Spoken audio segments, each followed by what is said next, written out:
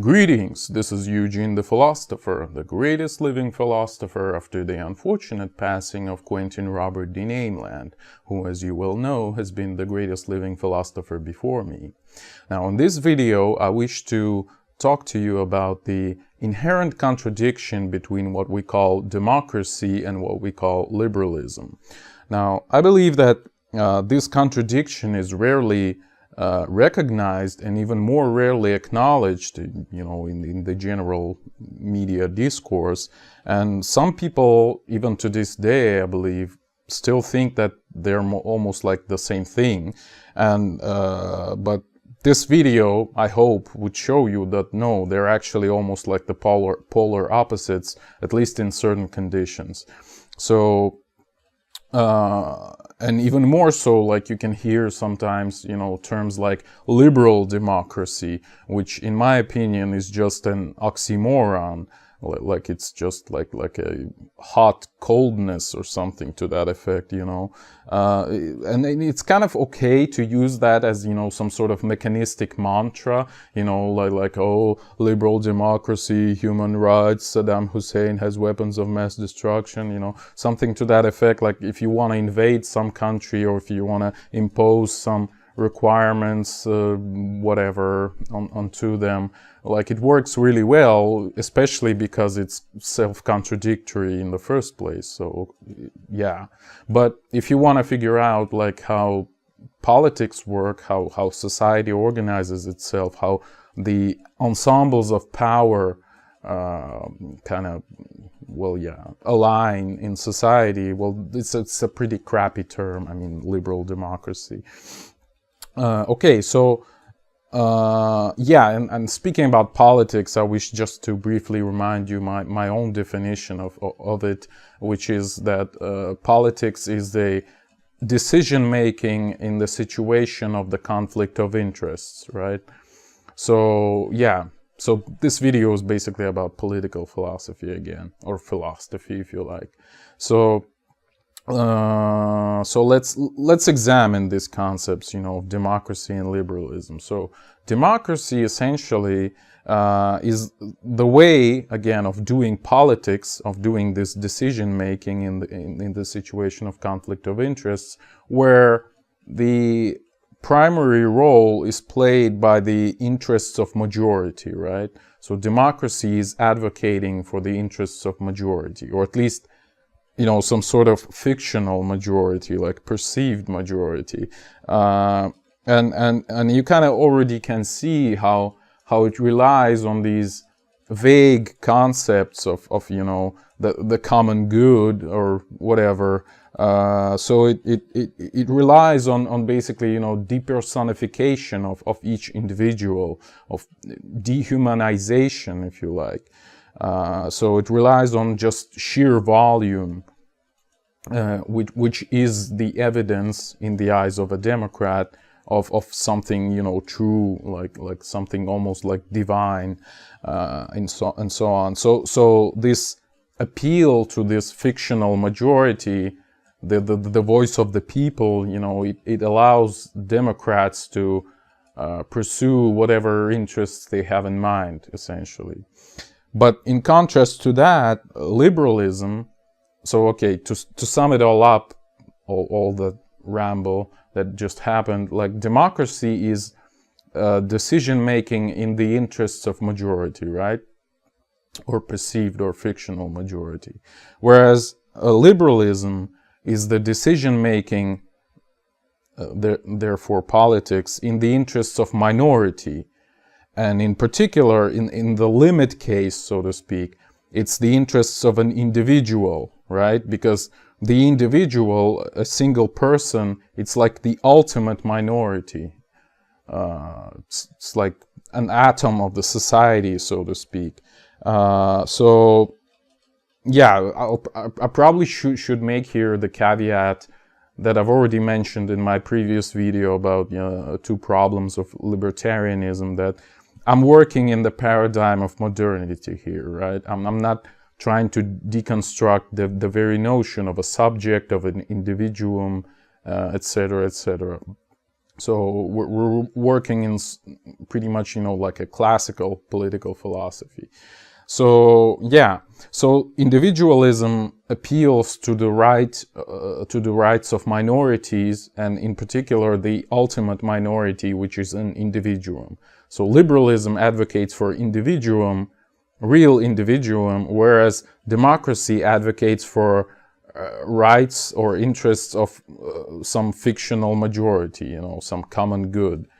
And I think you can clearly see that there is an inherent contradiction between the freedoms of an individual and the whatever rights of majority, right? So I hope. Well, okay. So if it's not clear enough, like liberalism, since it advocates for the rights of a person, essentially, it might be coherent with democracy only as much as this particular individuum is the part of the majority for which democracy is advocating, right? But in all other cases, there would be a contradiction between them, right? So, and just like to give you an example, imagine we have 10 people in a room, and they decide, somebody proposes, somebody of them, some smart guy proposes, oh, hey, wait a minute, let's kill this other dude, I don't really like him, maybe you don't like him too, and let's kill him and just take his stuff and distribute among all the others, all the survivors, 9 other people. And they might vote for that. And let's say, 6 people voted for killing him and 4 voted against. So in democratic terms, they might kill him. And they would probably do that because they have the majority, right? And they would take his stuff and distribute it. But so democracy is satisfied, right? Everything is okay according to democracy. But everything is not okay according to liberalism, because the individuum was hurt, and actually ultimately hurt. He died basically in the end of the procedure. So you can see from this situation this inherent contradiction between democracy and liberalism, where okay, I've already kind of emphasized that. So I would claim that the freedoms, the rights of an individual inherently contradict the whatever interests of the majority in the general case, right? They might sometimes coincide, but in general case they contradict each other. Or you might consider some milder cases, things like taxes or regulations, by the government. Your rights, your freedoms might be harmed by the government or whatever other institution is kind of hanging on top of you, in order to satisfy the interests of this majority or perceived or fictional majority, right? So like when you're paying taxes, you're basically you're basically contributing a part of your resources just for nothing, You're just doing that because otherwise you would be punished. So this is a clear violence or a threat of violence, which is again against liberalism, right? Liberalism say, hey, don't do that. This person has rights, and he has rights on the stuff that he produced. So therefore you have no rights to take away his stuff. But democracy might think otherwise. They might impose insane taxes because, people voted and whatever, blah, blah, blah. So each individual would be subject to that. Or maybe some group of individuals, or maybe some sector of industry or agriculture or whatever. So they might harm all these people just because they have this perceived fictional majority behind them. Or supposedly they have, right? So yeah, and I would actually like speaking about taxes. I would like to mention here this contradiction between, you know, the like what socialists say, like, you know, one of the foundations of their modes of thinking is the idea of this exploitation, you know, capitalistic exploitation, where supposedly if you kind of hire to some organization to work for them, which is, well, obviously like a mutually beneficial contract, well, otherwise you wouldn't go there, right? So you think it would benefit you in some way. And they think it would benefit them, so it's a voluntary contract. So what the hell? But still, socialists see some exploitation in this act, and they want to prevent you maybe from doing that or whatever. Blah blah blah. Doesn't matter. My point here is that they want to get rid of that, of this fictional capitalistic exploitation, but they want to like substitute it with like pretty much real exploitation, and not only just exploitation, but like the absolute exploitation, you know, like the ideal society for a socialist would be a society with 100% taxes, you know, a society without money, where all that you do just goes to some smart dude, you know, some smart socialist ruler who would decide how to redistribute all these goods that he receives from all the people, you know, or they receive, whatever, it doesn't matter. So it's again, it's this thing that I've called, you know, the prevention by amputation in one of my previous videos. I'm not even sure which one. So they see some fictional exploitation and they decide to like get rid of that, but instead of that institute like the absolute exploitation, right? So it's just an incredible turn of thought. Like, I enjoy it so much. I can't even tell you. But anyway, so hopefully from that example that I gave you, and those, you know, theoretical considerations, it is clear already that there's a really deep kind of ideological rift between, you know, Democrats and liberals. Like, for example, again, socialism or fascism or Nazism, it might be democratic, but it cannot be liberal, because the very idea of socialism, fascism, Nazism, whatever, is that this, you know, fictional common good, the perceived fictional majority is the thing we should care about, but we shouldn't care about the individual, the person, right? Whereas liberalism is all about the absolute minority, which is the person.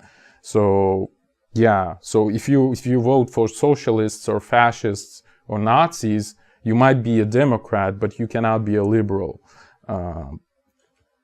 Yeah, like if you just think about those mottos that you know, socialists tell, it's all for the common good, you know, you should sacrifice your own interests for the common good, blah blah blah. What fascists say in their manifesto is that you know, everything should be for the state, nothing should be outside the state, right? So you should sacrifice as an individual everything you have for the state. So again, for this fictional dragon of a concept of a state.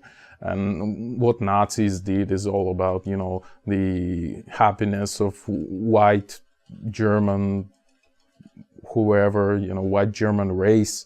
Again, a completely fictitious concept, etc., etc. So, but you might ask, well, why should we care about minorities, right? Why should we care about liberalism in the first place? Maybe these guys have some sound point, you know, socialists, Nazis, fascists, who knows? Well, again, I would just want to repeat that the point I've made previously is that each one of us is a minority.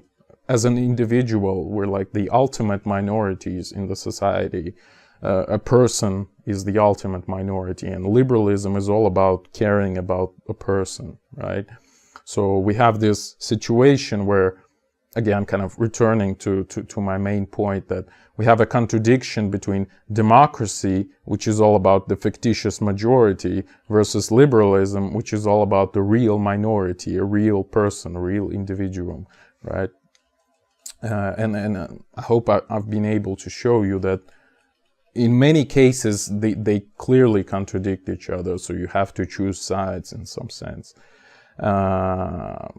Right, so I think maybe it's worth discussing a little bit the very term liberalism, you know, because initially kind of what people sought in liberalism was, again, kind of defending the rights of an individual. But the thing is that, and I've discussed this problem in my video about copyright and intellectual property, that you might conditionally divide all the rights into, you know, positive rights and negative rights. And but kind of initially liberalism was about everything altogether. But I think that the purest forms of liberalism, like for example libertarianism, which I think is kind of like a purest form of it, they only care about negative rights, right? Because positive rights, they clearly contradict negative rights. And I've tried to show that in my, you know, last picture in my copyright and intellectual property video, although some stupid cucks didn't understand that, but well, go ahead, guys. So I've tried to show that there's a clear contradiction between positive and negative rights. So, and I firmly believe that liberalism becomes corrupt if you pursue positive rights, right? So libertarianism is kind of an attempt to refine liberalism, so a sort of a reformation inside liberalism, an attempt to go back to its very roots, you know.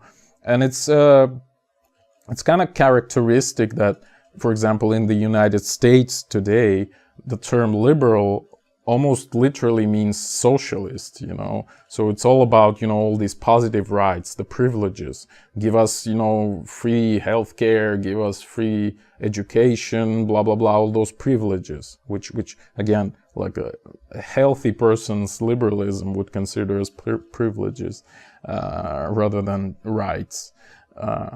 So, yeah.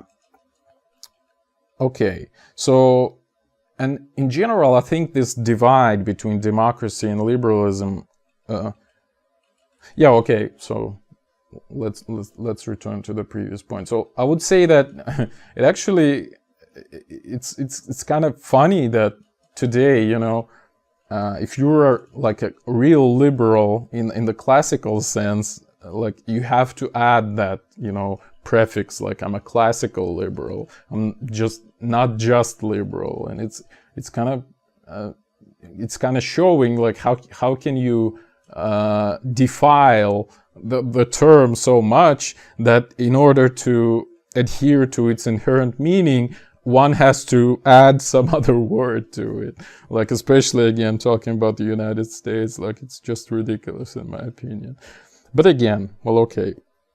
So I think this divide between liberalism and democracies, it has a lot to do with the question of responsibility, you know, because again, as I've said, like the democracy is all about majority. There's some vague common good which nobody has seen, and like what you can do at best is have some people who claim that they represent the common good through their actions, through their interests or whatever, but you don't have a common good as a genuine subject of political discourse, right? So it's completely fictitious. It's just an like a social construct, you know. So Democrats adhere to this common good basically in order to evade any kind of responsibility, right? So if like we have the modern voting system, then the rulers that we elect, they can do whatever they want because they have this, you know, fictitious whateverness behind them, almost like, you know, this divine light. So they can they can wage wars, they can impose huge taxes and regulations, they can, you know, basically kill people in large amounts and make people's lives live in hell. But well, they would say, well, it's all for the common good, you know, because people voted for me, so I represent people, I represent their idea of a common good, so I can kill how many people I want because, well, I have this power, right? So this is sort of an evasion of personal responsibility, whereas liberalism is all about only personal responsibility. Like, we're saying that only the individual matters, and only what the individual does and thinks and says, that's what matters, right? We don't invent any gods, any metaphysical objects, any whatever to justify our actions. Only our actions themselves is what matters. That's what liberalism is all about, essentially. And I think it's actually interesting that, you know, the democratic narrative has this inherent contradiction where, especially in socialist terms, you know, where you kind of feed these rulers, they kind of feed off of people, right? They, like, since people voted for them, therefore they have this divine power. But at the same time, what they do is they try to control people, right? They try to regulate, because people are stupid, right? So there's this contradiction that people are stupid to be able to, you know, behave properly, but somehow they're very smart to be able to elect this wise man, you know, or woman, or transgender, or whatever. So it's an interesting contradiction. Like, a ruler has his power only in as much as people voted for him, but he imposes his power onto people because they're stupid. So it's like that's a really interesting, you know, kind of figure of thinking. Yeah, and you would find that again in any sort of socialist guy. So yeah, but you don't have that contradiction in liberalism. In liberalism, you basically, each person decides for themselves, right? And that's it, pretty much.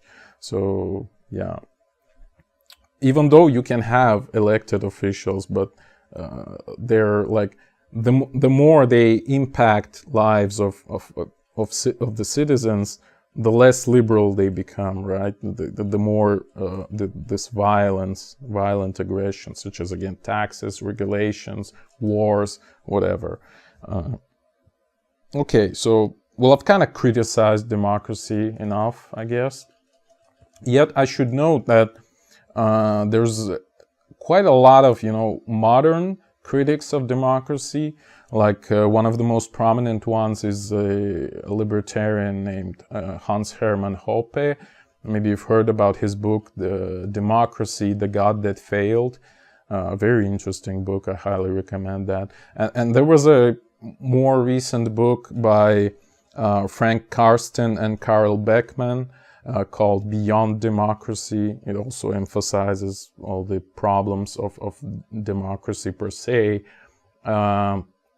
So yeah, well, just to name one, for example, like, if you elect the officials for a short term, like, I don't know, 4 years or whatever, they're not really interested, you know, in the results of their rule, because, well, they would resign anyways, right? So they can exploit all the resources they have. They can, you know, satisfy all these lobbyists, all these monopolists who use the government tools to, you know, get rich, basically.